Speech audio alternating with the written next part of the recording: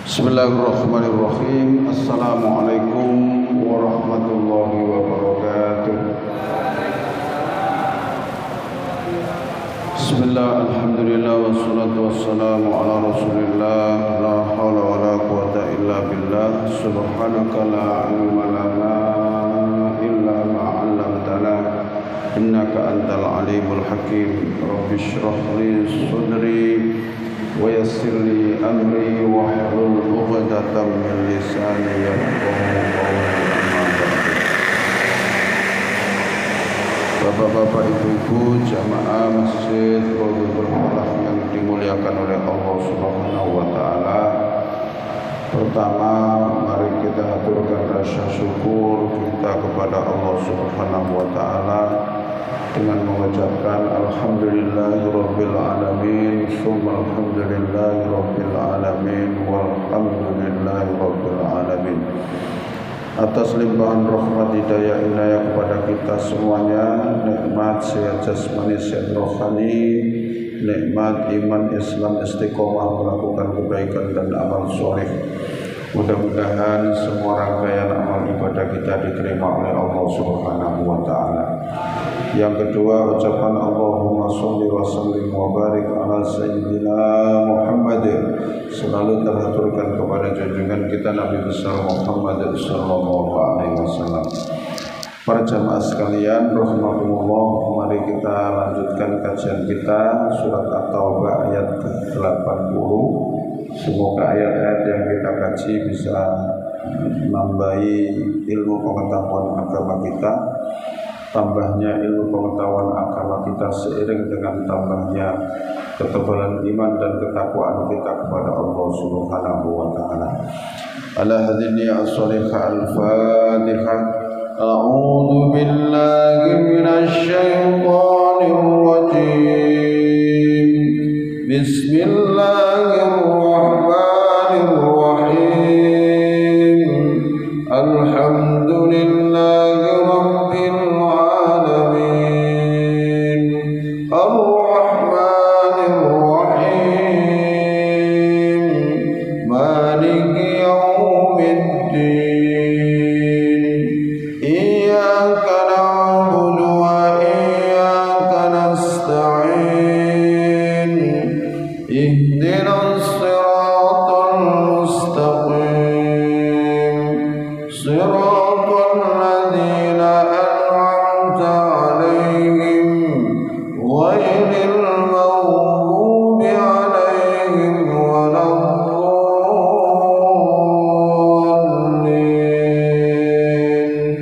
Amin. Bismillahirrahmanirrahim. Istaghfir lahum, mohonkanlah ampunan lahum bagi mereka orang-orang munafik. Aula tastaghfir lahum, atau tidak kamu memohonkan ampun lahum bagi orang-orang munafik. In tastaghfir lahum, jika kamu Muhammad memohonkan ampunan lahum untuk mereka orang-orang munafik, sab'ina marratan, 70 kali istighfar. Dijaluk 10 sampai 70 kali orang munafik itu. Walayaghfirullahu, maka sekali-kali Allah tidak akan mengampuni lahum bagi mereka. Dzalika, demikian itu, bi'annahum, karena sesungguhnya mereka kafaru, mereka kafir, ingkar billahi kepada Allah, wa rasulihi, dan kepada rasulnya. Wallahu, dan Allah la yahdi, dia tidak memberikan petunjuk al-qauma, kepada kaum al-fasiqin, yang fasik. Ayat sebelumnya dikatakan bahwa orang-orang munafik itu selalu mencela kepada orang-orang yang berbuat beramal sedekah dengan kerelaan hatinya. Ketika ada orang-orang mukmin itu bersedekah dengan banyak, mereka berkomentar, ria riak itu. Sedekah disudu-sudu wong. Itu orang munafik. Ketika ada orang mukmin yang sedekahnya cuma sedikit, mereka juga berkomentar, Allah dan Rasulnya gak butuh sedekah macam ini. Itulah orang munafik. Jadi amal apik ya dikomentari, amal titik ya dikomentari, dihina. Wonten niku. Teng kampung kan begitu, suka komentari wong. Begitu. Terus lalu ayat ini diturunkan. Terus istaghfir lahum aw la tastaghfir lahum. Ini asbabun nuzulnya, sejarah turunnya juga begitu. Ditujukan kepada orang yang bernama Abdullah bin Ubay. Iku pimpinane wong munafik. Abdullah bin Ubay itu pimpinane orang munafik. Abdullah bin Ubay ngomong ini kepada Nabi Muhammad itu, ya, jika kalian tidak memberi infak kepada Muhammad dan sahabat-sahabatnya, pasti mereka akan meninggalkan kamu. Maksudnya ini awakmu gak infak nang Muhammad, gak akan diurusi kamu, begitu. Jadi seakan-akan Nabi Muhammad itu ngurusi wong-wong sing gelem infak kok, gitu maksudnya. Nek awakmu gak infak gak ngira direken, itu cara gampangane gitu. Nek awakmu gak infak nanggone Muhammad gak ngira direken. Bahasa kita begitu. Orang terus Abdullah, orang kepala wong munafik ngomong, orang yang mulia pasti mengusir yang lemah. Yang mulia itu siapa? Dewek nih kepala wong munafik itu nganggep wong mulia. Orang yang mulia pasti mengusir orang yang lemah. Nabi Muhammad dan para sahabat itu dibilang orang lemah. Ya kan begitu. Nah, Allah bertanya, Muhammad, apakah kamu masih memohonkan ampunan bagi orang munafik yang sudah mencela kamu dan para sahabatmu seperti itu? Apa kamu masih ingin memohonkan ampunan? Nah, maka Rasulullah istaghfir lahum aw la tastaghfir lahum. Rasulullah, baik ya Allah, saya akan meningkatkan permohonan ampunan untuk mereka sampai 70 kali. Nabi Muhammad begitu. Karena Nabi Muhammad sangat berharap bahwa Abdullah bin Ubay pimpinan yang munafik itu ya apa iso mlebu Islam gitu. Nah iso mlebu Islam kan bola-bolanya kan gampang. Nah kan gitu kan. Nah, ketika Allah negur kepada Nabi Muhammad, apa wong sing wis kaya ngono iku sek mbok jalukno 10 tahun. Allah, begitu kan? Maka Nabi Muhammad, baik ya Allah, saya akan meningkatkan permohonan maaf saya, permohonan ampunan untuk mereka sampai 70 kali. Maka dijawab oleh Allah, in tastaghfir lahum sab'ina marratan. Jika kamu memohonkan ampunan untuk mereka sab'ina marratan, 70 kali pun, 70 kali pun, la yaghfirullahu lahum, Allah gak bakal ngampuni. Dijawab karo Allah begitu. Lho wong wis kaya ngono Muhammad, apa sik mbok belani? Bahasa kita itu begitu, Pak. Apa sik mbok belani, sik mbok jalukno semono? Wis jelas-jelas menghina kamu, menghina sahabatmu, menghina agamamu. Tapi Nabi Muhammad masih berkeinginan Islamnya dia. Baik ya Allah, akan saya tingkatkan permohonan ampunan saya untuk mereka sampai 70 kali. Dijawab oleh Allah, in tastaghfir lahum sab'ina marratan. Oke, jika kamu memohonkan ampunan untuk mereka sab'ina marratan, 70 kali pun, la yaghfirullahu lahum, Allah gak bakal ngampuni karena memang mereka tidak beriman gitu loh maksudnya. Karena mereka sudah kufur, gak percaya Allah, gak percaya Rasulullah, gak percaya janjine Allah, gak percaya hari kebangkitan, gak percaya akhirat, gak percaya swarga, gak percaya neraka. Ini orang munafik. Kenapa Allah tidak mengampuni walaupun Nabi Muhammad, biasanya Nabi Muhammad itu njaluk opo nang Allah itu dituruti, Pak. Tapi ini ketika Nabi Muhammad meningkatkan istighfarnya, permohonan maaf ampunan untuk orang munafik sampai 70 kali pun Allah gak ngampuni. Kenapa? Dzalika bi annahum kafaru billahi. Demikian itu karena sesungguhnya mereka kafaru billah, mereka telah kafir kepada Allah. Jadi gak nyambung. Wong hatinya sudah tidak beriman, kan begitu ya? Wa rasulihi, dan gak percaya dengan rasulnya. Mereka tidak mengakui kenabian kamu. Begitu tingkat kesabaran Nabi Muhammad itu sampai seperti itu, sampai Allah saja nakoni kan. Lho wong wis koyo ngono saya mbok jaluk 10 ta.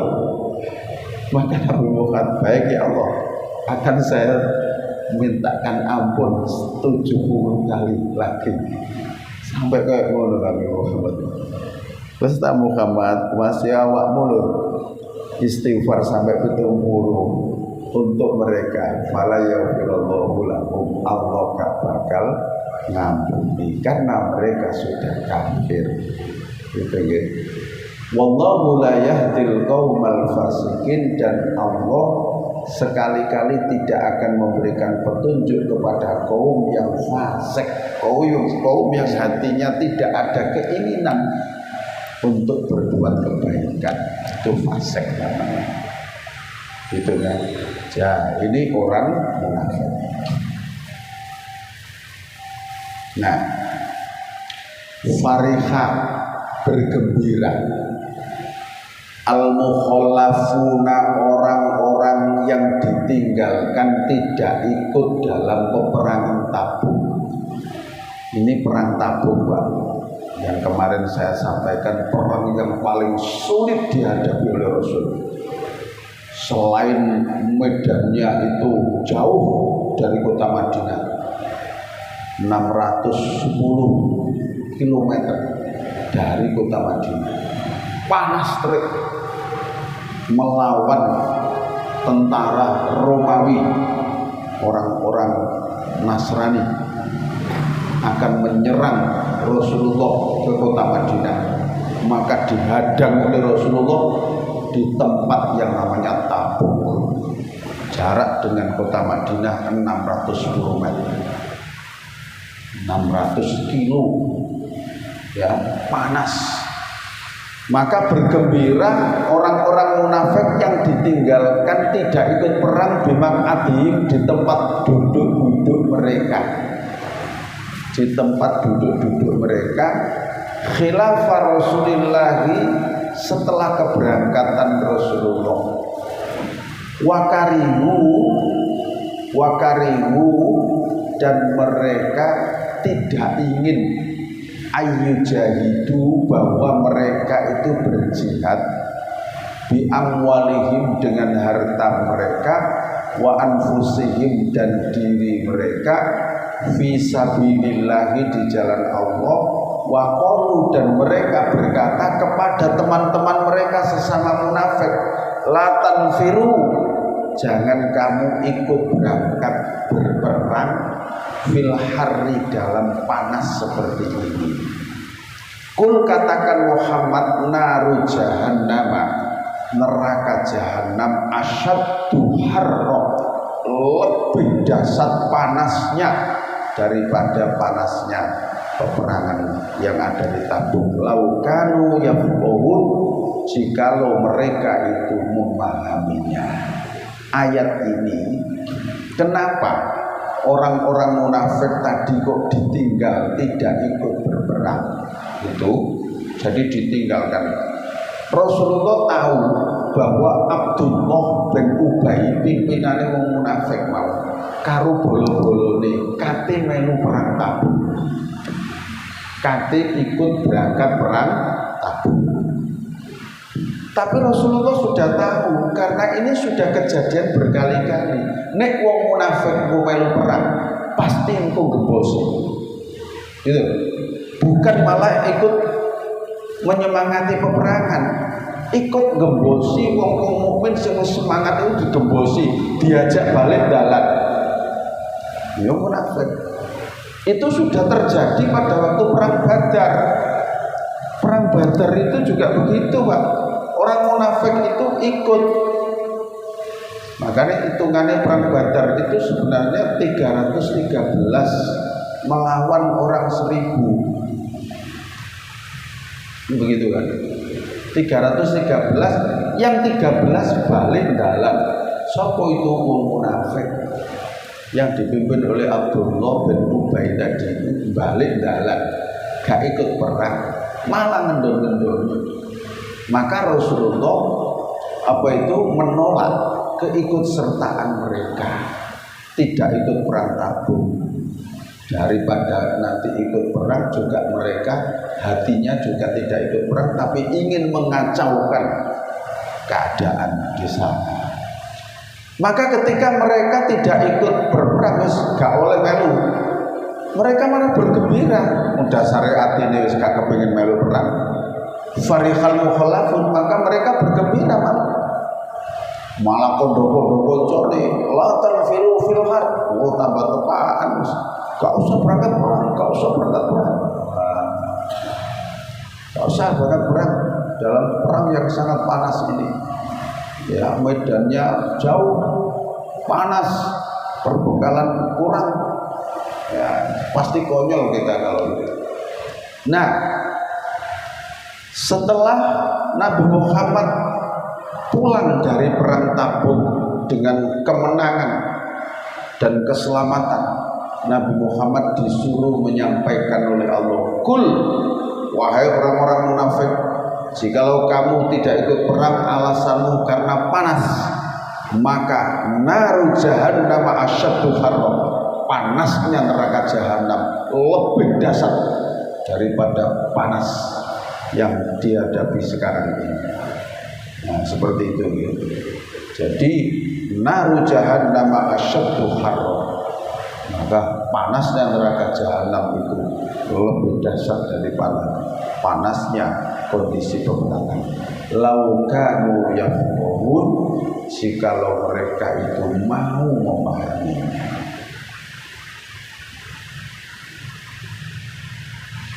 Falyadhaku, maka hendaklah mereka tertawa qalilan sedikit. Orang-orang munafik tadi itu sing gak percaya Allah, gak percaya Rasulullah, gak percaya janjinya Allah, ya, terus mereka selalu mengacaukan keadaan, tidak membantu agama Islam, malah merongrong. Falyadhaku qalilan, kata Allah, hendaklah mereka tertawa qalilan sedikit, maksudnya hanya di dunia saja. Wal yabku kathiron, dan hendaknya mereka menangis kathiron dengan banyak, jazaan sebagai balasan bima kanu yaksibun terhadap apa yang mereka kerjakan. Hendaklah mereka tertawa di dunia saja, bangga bisa menipu sana menipu sini, merongrong agama, tidak ikut perang, mengacaukan keadaan. Tapi nanti mereka akan menangis sebanyak-banyaknya ketika sudah di akhirat nanti. Penyesalan-penyesalan pasti akan dialami oleh mereka. Gitu ya, pasti akan dialami mereka. Nah, ini juga untuk tidak hanya untuk orang munafik, Pak. Sapa wonge sing menurutkan hawa nafsunya dengan banyak tertawa, ngumbar nafsu keinginannya, ya, ngumbar nafsunya dengan segala bentuk kemaksiatan mereka tertawa-tawa dengan bangganya berbuat maksiat, maka waliyabku katsiran, pasti besok mereka akan banyak menangis ketika sudah pulang menghadap Allah Subhanahu wa Ta'ala. Ya, sebaliknya barang siapa yang sekarang itu banyak menangis karena mengingat dosa-dosanya, sehingga dia bertaubat, beristighfar, aktif jamaah, aktif mengikuti kajian-kajian majelis taklim, mereka selalu beristighfar kepada Allah, terus setiap kali sholat beristighfar kepada Allah, ya, mengingat akan dosa-dosanya, banyak menangis, banyak bersedih, maka besok mereka akan banyak tertawa ketika sudah menghadap kepada Allah, karena dosa-dosanya sudah diampuni oleh Allah, karena sudah ditangisi ketika di dunia. Nah, sekarang kita tinggal kita kepingin tertawa sekarang terus menangis nanti, apa kita banyak menangis sekarang terus nanti kita banyak tertawa? Nah, begitu kan ya. Jadi ya hidup ya mari kita jalani, apa itu ya, ada ibadah ya kita bersantai silakan ya, tapi jangan lupa bekal kita menuju kepada Allah Subhanahu wa Ta'ala. Jangan seperti orang munafik yang hidup di dunianya mengumbar nafsunya dengan banyak tertawa dengan segala perbuatan maksiatnya, nanti mereka akan banyak menangis di hadapan Allah Subhanahu wa Ta'ala. Nauzubillah min dzalik. Fa in raja'aka, maka jika mengembalikan kepadamu Allahu Allah ila ta'ifatin, kepada golongan minhum di antara mereka, fasta'dzanuka, lalu mereka minta izin kepadamu lil khuruji, untuk keluar ikut berperang, fakul, maka katakanlah lan takhruju, tidak akan pernah kalian ikut berperang ma'iya, bersamaku, abadan, selamanya. Walan tuqatilu, dan tidak akan kalian ikut berperang ma'iya, bersama aku, aduan, memerangi musuh. Innakum, sesungguhnya kalian, raditum, kalian puas, bil qu'udi, dengan duduk-duduk tidak ikut perang, awwala marratin, sejak dulu. Faq'udu, maka cukup duduk-duduk saja kamu, tidak usah ikut perang. Ma'al khalifin, bersama orang-orang yang tertinggal tidak ikut perang.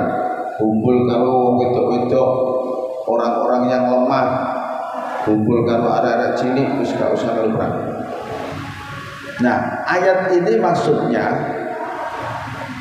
Muhammad, Allah menyampaikan kepada Muhammad, seusai kamu datang dari perang Tabuk, maka sekelompok orang munafik akan menghadap kepadamu dengan meminta maaf.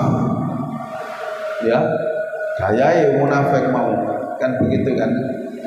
Jadi ini diajak ngerusui, tapi begitu datang dengan selamat, menghadap pada Muhammad dengan minta maaf Muhammad, kami tidak bisa ikut karena ini karena itu, kami berjanji nanti kalau ada perang lagi kami akan ikut Muhammad, kami akan ikut. Nah begitu Pak ya. Jika mereka ngomong begitu Muhammad, fakul, sampaikan, lantah ruju ma'iya abadan, enggak, kata Allah, sikap tegas Muhammad, ojo diterima, kamu tidak akan ikut berperang bersamaku abadan, selamanya. Ya karena memang hatinya tidak mengatakan seperti itu. Dia hanya pura-pura, sepurane Muhammad kemarin gak ikut perang karena ini, karena itu, karena ini, karena itu, mohon dimaafkan dan kami berjanji nanti kalau ada perang lagi kami akan ikut Muhammad. Allah gak rela Pak Nabi Muhammad dibujuki terus-terusan. Fakul ngomong Muhammad lan takhruju ma'iya abadan, enggak, kamu gak bakal bisa mengikuti peperangan bersama aku abadan selamanya.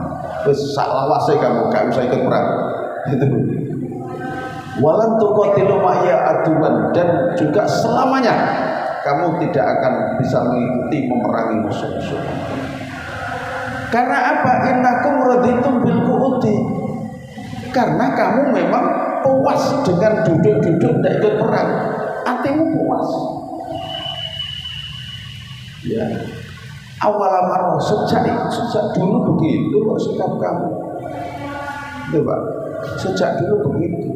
Oleh karena itu faqaudu ma'al khalifin, sudah. Kamu tinggal saja bersama orang-orang yang tidak ikut perang, para kaum wanita, orang-orang yang lemah, cacat fisik, anak-anak kecil, itu juga harus gak usah perang. Ya, mau perang terus. Nah, begitu Pak. Nah, ini orang munafik itu seperti itu Pak. Dalam perjuangan itu mereka tidak ikut membantu perjuangan, cuman kadang-kadang mereka itu malah promosi, kadang-kadang mereka itu malah ada orang semangat itu terus dibisiki, ya kan, akhirnya gak semangat kan, begitu kan. Ada tahu orang begitu Pak, koncoy semangat itu malah diharu-harui gitu loh, supaya gak semangat. Jadi kalau ada orang begitu ya gak usah kaget, dulu di zaman Nabi sudah ada orang tiba-tiba seperti itu Pak. Makanya bersikap tegas. Gak usah Muhammad, gak usah boleh batu perang, malah kacau, malah perang itu kan begitu ya. Nah, jadi seperti itu. Ya kira-kira dalam organisasi itu misalnya orang ini dilebokno kepanitiaan tambah kisru, terus gak usah dilebokno. Nah, itu kira-kira begitu Pak.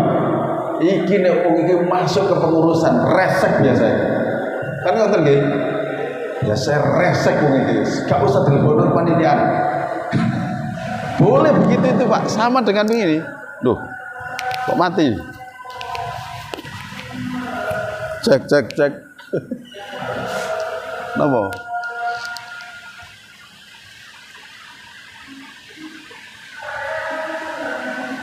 Cek. Wonten morotek ngoten lho. Nggih. Cek. Ah, pun. Napa kula get mendidik mau. Jadi ada Pak, biasanya dalam satu organisasi itu mesti ono wong sing model-model ngene. Jadi misalnya kok wong iki nek dilebokno kok tambah kacau, tambah kesru, wis mendingan gak usah dilebokno. Gitu loh. Wis mendingan ku ono bagian dibagi ngono ae daripada diajak ngatur, tambah resek. Betul nggih? Nah, ini contohnya begini. Contohnya di zaman Rasulullah juga begitu. Mereka merengek-rengek jaluk semua melok perang, wis gak usah bersikap tegas saja dengan orang yang seperti itu. Nah, begitu Pak. Nah, jadi seperti itu dalam organisasi kadang-kadang seperti itu. Ya di perumahan saya juga ada orang model seperti itu. Akhirnya dalam kepengurusan ya ganti gawe. Saya tanya kepada teman-teman, mau ganti gawe kan semangat mungkin. Enggak usah nunggu dimasuk lagi kayak ngono ya begitu. Kayak dhewe ngerasa bener dhewe. Liyane dianggap salah kabeh. Padahal organisasi itu kan bareng-bareng kan nggak boleh mempertahankan apa itu idenya, egonya. Lalu yang lain untuk apa?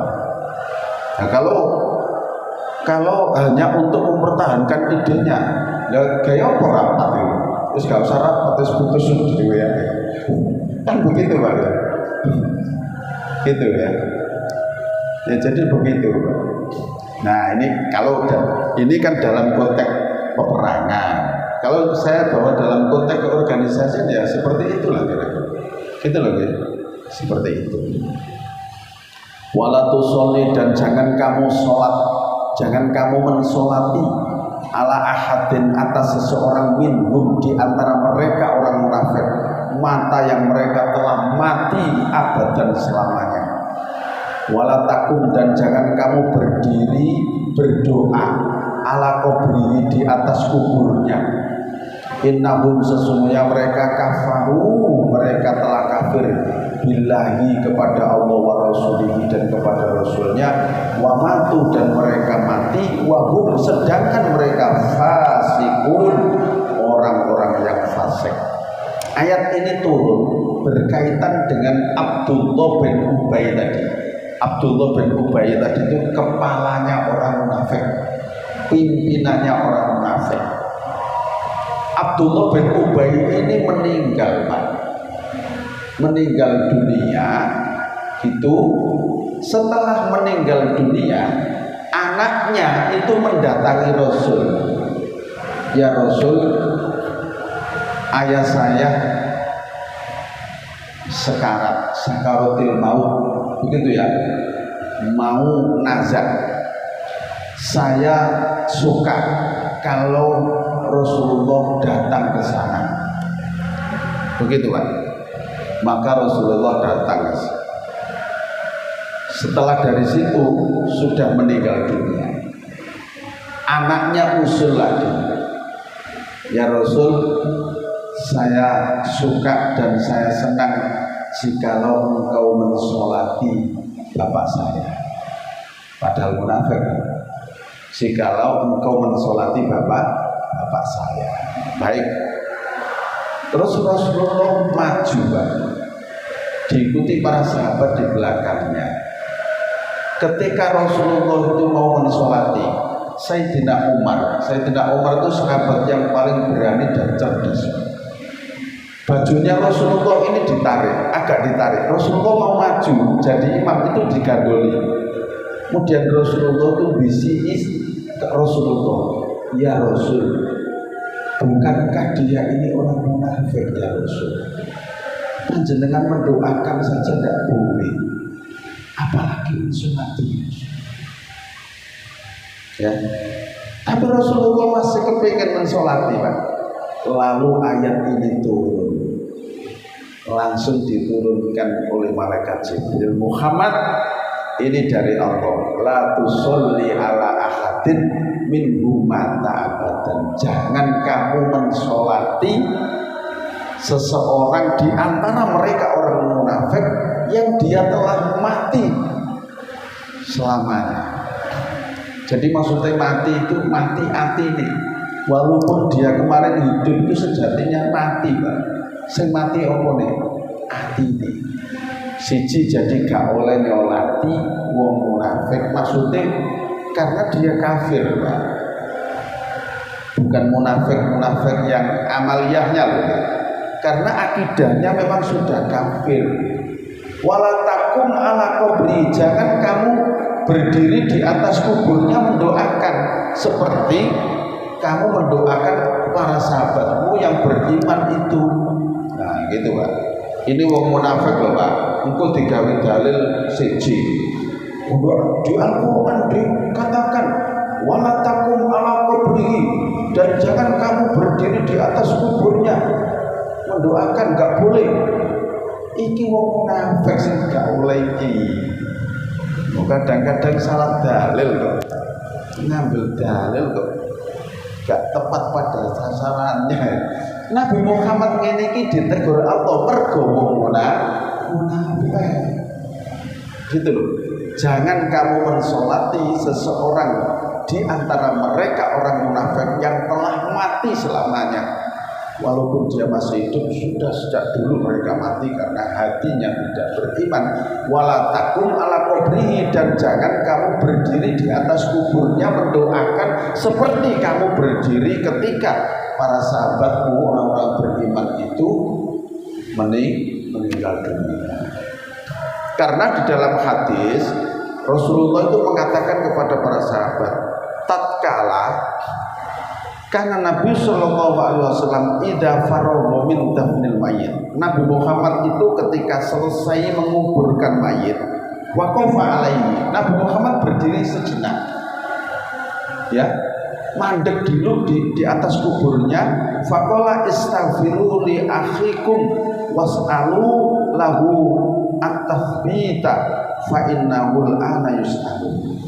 Jikalau kamu selesai menguburkan mayit, maka duduklah sebentar di situ, doakan kepada saudaramu itu, karena mereka sekarang itu sedang menghadapi pertanyaan malaikat mungkar nakir.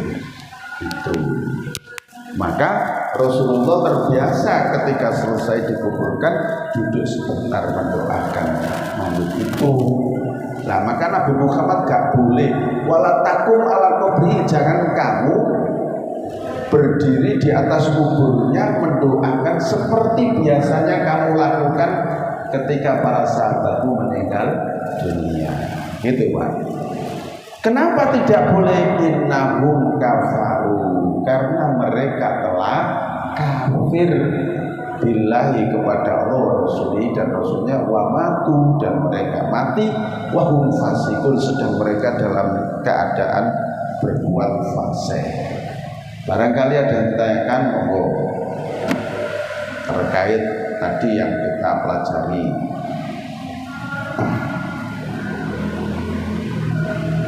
Jadi sing gak oleh disolati itu orang-orang kafir, orang munafik yang hatinya telah kafir.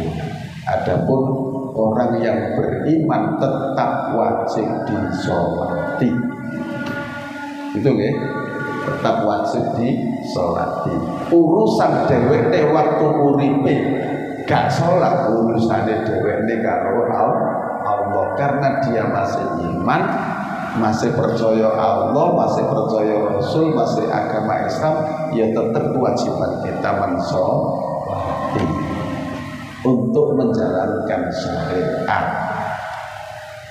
Soalnya kadang-kadang ya nuwun sewu, ada orang yang berpedoman keras, lapor disolati selama uripe gak tau sholat, kan gitu kan, lapor disolati.